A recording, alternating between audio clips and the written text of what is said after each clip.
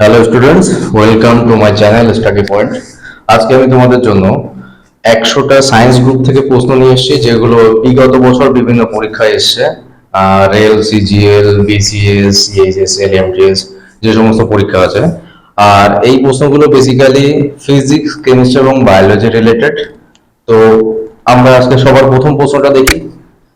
বলেছে নিউট্রন সংখ্যা সমান। দেখো, নিউট্রন সংখ্যা বের করার একটা নিয়ম আছে।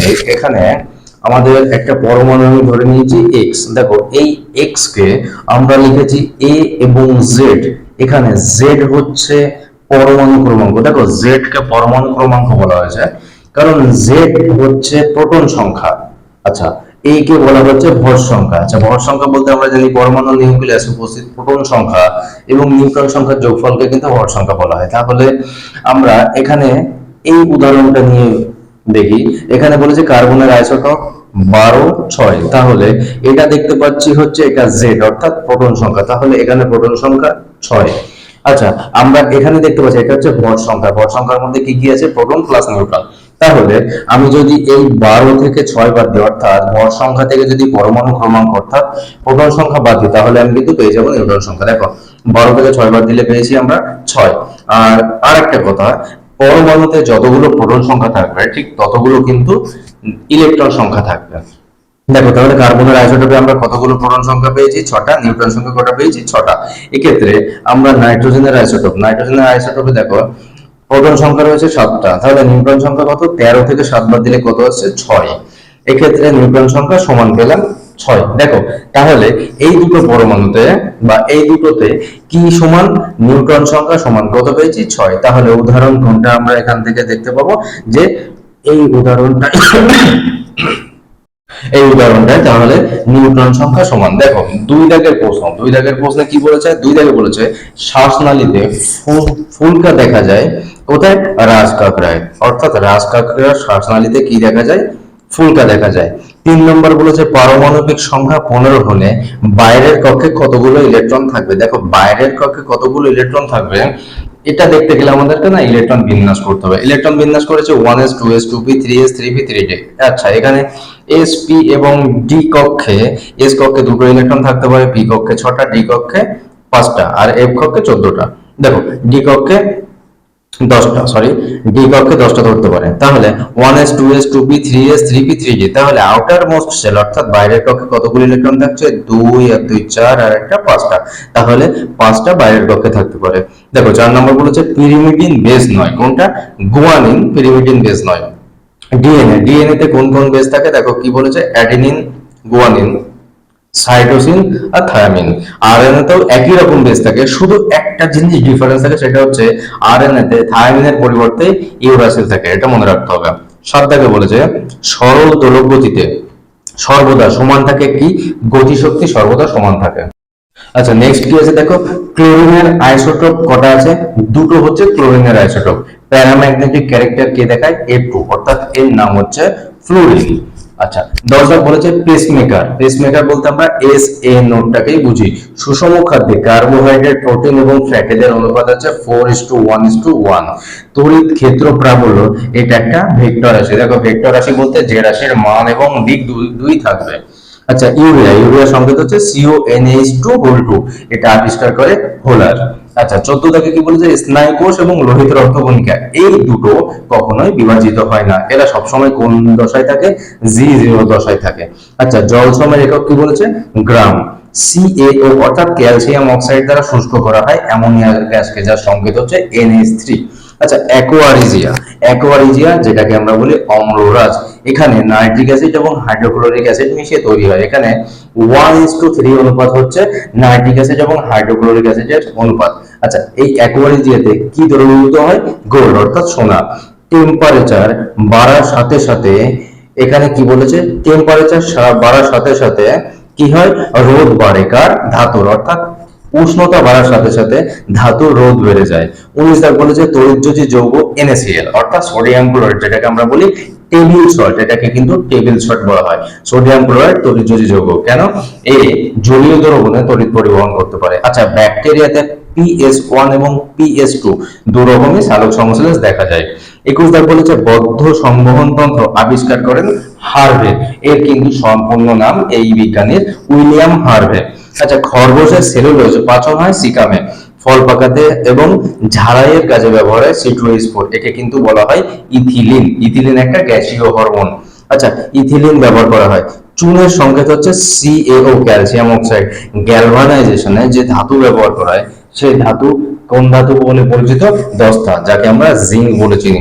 যে মাছ সমুদ্রে ডিম পাড়ে সেটা হচ্ছে বান মাছ। আচ্ছা, অর্থ এবং প্যারা নাইট্রোফেনল আলাদা করা হয় কোন পদ্ধতিতে? কেলাসন পদ্ধতিতে। দেখো 27 দাগে কি বলেছে? হাইড্রোজেন বোমা তৈরি হয় নিউক্লিয় সংযোজন। দেখো, এটা হচ্ছে রেডিও অ্যাক্টিভিটির প্রশ্ন। নিউক্লিয় সংযোজন এবং নিউক্লিয় বিভাজন নিয়ে আলোচনা করব আমরা পরবর্তী ভিডিওতে। আমি একটা ভিডিও দেওয়ার চেষ্টা করব যেখানে নিউক্লিয় বিভাজন এবং সংযোজন নিয়ে আলোচনা হবে। আচ্ছা, হাইড্রোজেন বোমা আবিষ্কার করেন টেলর।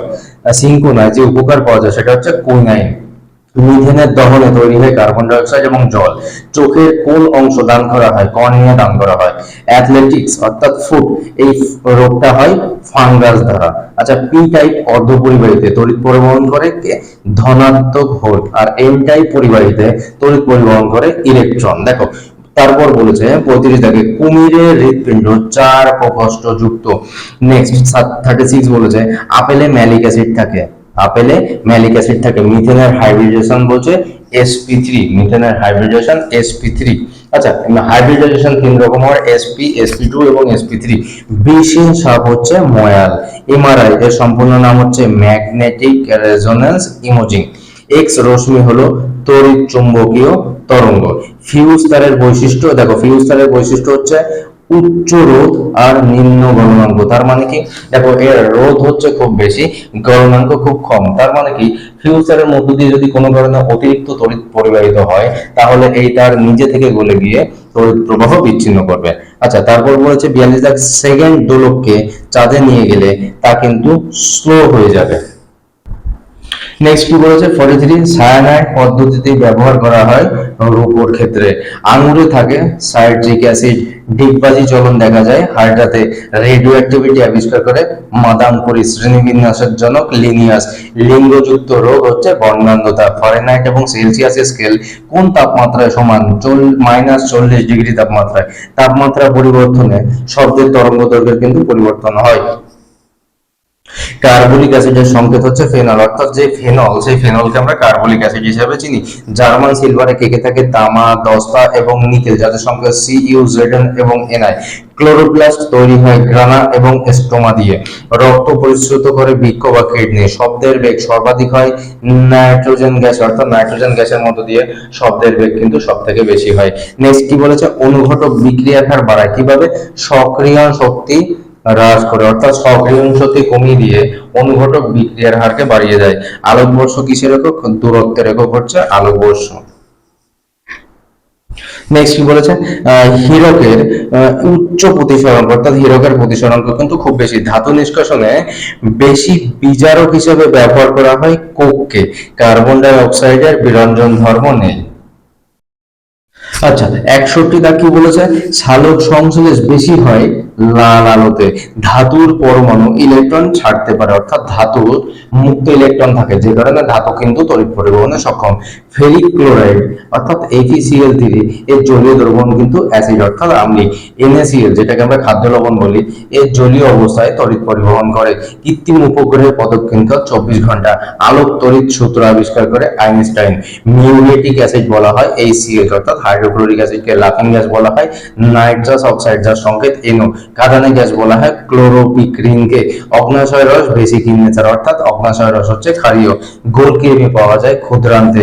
H2SO4 কে রসায়নের রাজা বলা হয়। তাপমাত্রা বৃদ্ধি করলে তরল কঠিনের দ্রাব্যতা কিন্তু বাড়ে। নেক্সট 74 দাগ বলেছে ফরমালিন হলো 40% ফর্মালডিহাইডের মিশ্রণ। দেখো, ফর্মালডিহাইডের সংকেত আমি লিখে দিয়েছি। ফর্মালডিহাইডের সংকেত হচ্ছে HCHO। রেকটিফাইড স্পিরিট হচ্ছে 95% ইথাইল অ্যালকোহল এবং 5% জল। লোহিত রক্তকণিকার আয়ু হচ্ছে 120 দিন। অ্যানিমোমিটার দিয়ে মাপা হয় বাতাসের গতিবেগ। অ্যামমিটার দিয়ে মাপা হয় বিদ্যুৎ প্রবাহ। স্ফিগনোম্যানোমিটার দিয়ে মাপা হয় রক্তচাপ। ট্যাকোমিটার দিয়ে মাপা হয় ঘূর্ণন গতি। আচ্ছা, 81 কি বলেছে? ফুলারিন। ফুলারিন এর সংকেত কিন্তু C60, অর্থাৎ এটি একটি কার্বনের রূপের। কার্বনিক অ্যাসিডের সংকেত হচ্ছে H2CO3। পেন্ডুলামের দৈর্ঘ্য দ্বিগুণ করলে দোলনকাল কিন্তু বেড়ে যাবে। লোহার মরিচা কিন্তু একটা জারণের উদাহরণ। 1 মেগাওয়াট সমান সমান 10⁶ ওয়াট। আল্ট্রাসনিক সাউন্ড, এটা শুনতে পাই বাদুড়। গ্যালভানাইজেশনে লোহার উপর জিঙ্কের প্রলেপ দেওয়া হয়। আচ্ছা, প্রেসার কুকারে রান্না তাড়াতাড়ি হয় স্ফুটনাঙ্ক বৃদ্ধিতে। রেইন ড্রপ অর্থাৎ বৃষ্টির জল গোল হয় সারফেস টেনশনের জন্য। ভিনিগারের সম্পূর্ণ নাম হচ্ছে CH3COOH, যেটাকে আমরা অ্যাসিটিক অ্যাসিড বলে চিনি। দার্শনিকের উল বলা হয় জিঙ্ক অক্সাইড অর্থাৎ ZNO কে। কোষের শক্তিকর বলা হয় মাইটোকন্ড্রিয়াকে। হিমোগ্লোবিনের উপকার, হিমোগ্লোবিন বলছে হিমোগ্লোবিনের মেন উপাদান সেটা হচ্ছে লোহা অর্থাৎ আয়রন। অ্যাসকর্বিক অ্যাসিড কাকে বলা হয়? ভিটামিন সি কে বলা হচ্ছে অ্যাসকর্বিক অ্যাসিড। মহাকর্ষ সূত্র কে আবিষ্কার করেছে? নিউটন। চিংড়ির রেচন অঙ্গ হচ্ছে সবুজ গ্রন্থি। উপযুক্ত জ্বালানি এর মধ্যে একটা হচ্ছে প্লুটোনিয়াম-239, এটা কিন্তু খুব ভালো একটা জ্বালানি, যেটা কিন্তু রেডিও অ্যাক্টিভিটির চ্যাপ্টার থেকে প্রশ্ন। নমনীয় ধাতু হচ্ছে সোনা, সব থেকে নমনীয় ধাতু সোনা। আচ্ছা, বলের এসআই একক হচ্ছে নিউটন আর সিজিএস একক হচ্ছে ডাইন। লাস্ট প্রশ্ন 100 দাগ, শব্দ তরঙ্গ এক প্রকার অনুদৈর্ঘ্য তরঙ্গ। তাহলে এই হলো আমাদের 100টা প্রশ্ন সায়েন্স গ্রুপ থেকে, যেখানে ফিজিক্স, কেমিস্ট্রি এবং বায়োলজি সব মিলিয়ে মিশিয়ে আছে। ভিডিওটা যদি ভালো লেগে থাকে তাহলে প্রত্যেকে চ্যানেলটাকে সাবস্ক্রাইব করো, লাইক করো, শেয়ার করো। Thank you.